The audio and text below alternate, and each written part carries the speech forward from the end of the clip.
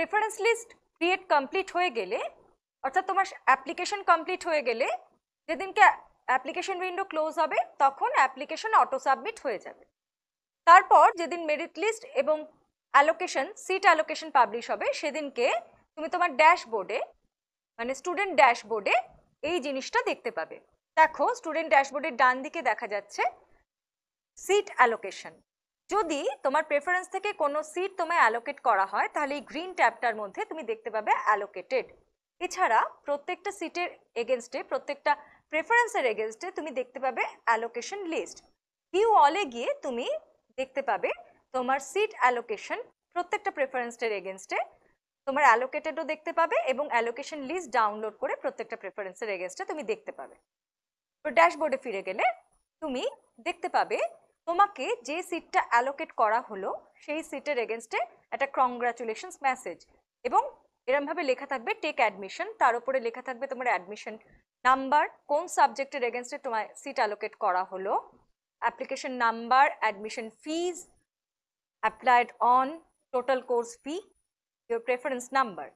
তার তলায় লেখা থাকবে তুমি যদি এই অ্যালোকেশনের এগেনস্টে অ্যাডমিশন না নাও তাহলে এই ফেজে কিন্তু তুমি আর অ্যাডমিশন নেওয়ার সুযোগ পাবে না।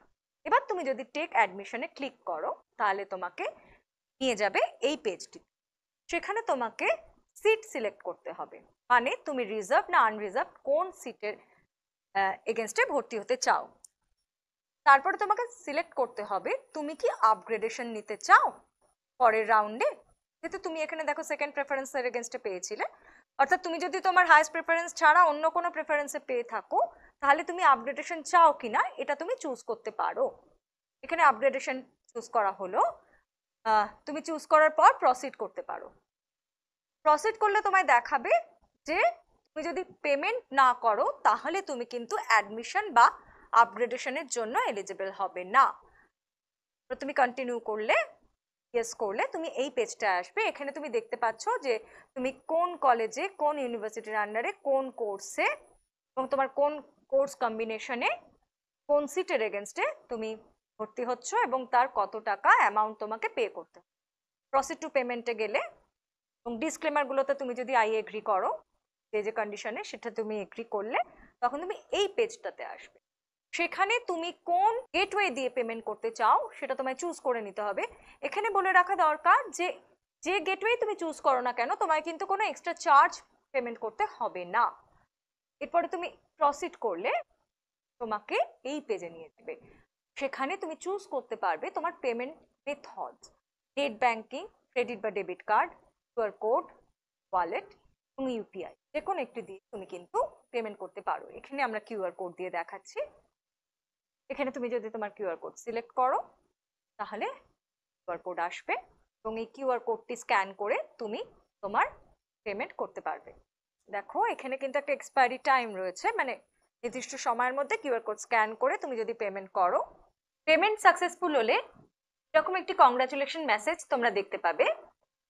সেখানে গো টু ড্যাশবোর্ডে যদি তোমরা ক্লিক করো তাহলে তোমরা তোমাদের ড্যাশবোর্ডে পৌঁছে যাবে।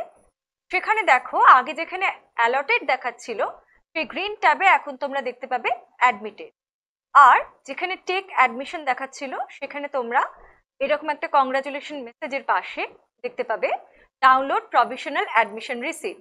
সেখানে তোমাদের পেমেন্ট হিস্ট্রি সবটাই থাকবে। আর সেখানে যদি ডাউনলোড প্রভিশনাল অ্যাডমিশন রিসিটে তোমরা ক্লিক করো তাহলে এরকম একটি প্রভিশনাল অ্যাডমিশন রিসিট তোমরা পাবে। সেখানে অ্যাপ্লিকেশন কোড, কত টাকা তোমরা পেমেন্ট করেছিলে সবটাই দেখতে পাওয়া যাবে এবং তলায় লেখা থাকবে প্রভিশনালি অ্যাডমিটেড। মনে রাখতে হবে এটা কিন্তু প্রভিশনাল অ্যাডমিশন। এরপরে ইনস্টিটিউশনে গিয়ে ফিজিক্যাল ভেরিফিকেশন হলে তারপরে কিন্তু তোমরা অ্যাডমিটেড হবে।